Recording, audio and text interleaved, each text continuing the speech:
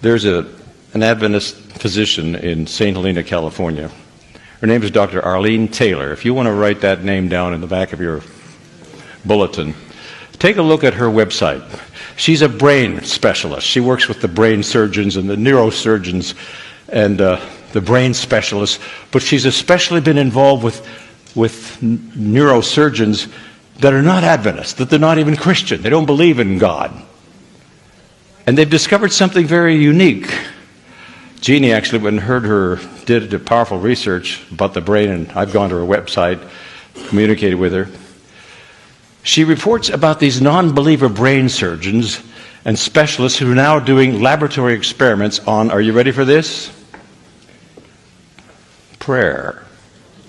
Now, I took chaplaincy at Loma Linda and so forth, and I know that the hospital doctors and surgeons, they're always happier when an imam or a bishop or a priest or a minister or a person will come in and have prayer with the patient before surgery. They couldn't understand it, they don't understand it, but they know that prayer makes things go better for the patient and the family.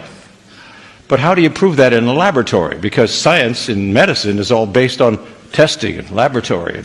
You know, you've got certain drugs, you take some of the real thing and the others are placebo, right? And then they decide which ones to put on the market.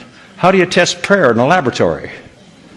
You know, Ellen White says something about this. She says that when we pray, the brain emits electrical impulses. Now, I personally believe that God has a great big cosmic computer, and he can, that big screen, he can catch those prayers, and he can also communicate with me that way. But scientists now, Dr. Taylor says this, in blind studies, they have put these electrodes on your head so that when you pray for someone who's in intensive care in the Orlando hospital, maybe they're even semi-conscious, they don't even know. They don't know about this and you don't know. But when you pray a prayer for anyone, the instant you pray, something happens in the brain of that person you're praying for. That's scientific evidence now that they don't even want to go there because they don't understand this. It's something spooky. It's something mysterious. But there's power in prayer. And we're not praying anymore. Listen to this. I am not finished yet. Dr. Taylor has also discovered something else very significant. And that has to do with reading something spiritual, devotional. These brain specialists, and again, they're not Christian, they have no orientation with biblical, and they don't understand this. It's spooky. But they have discovered when a person reads something devotional for just 12 minutes every single day out loud.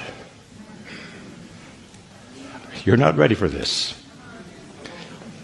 And especially different kinds of prayer that are praise and so forth. They can actually change the brain cells, and that does amazing things.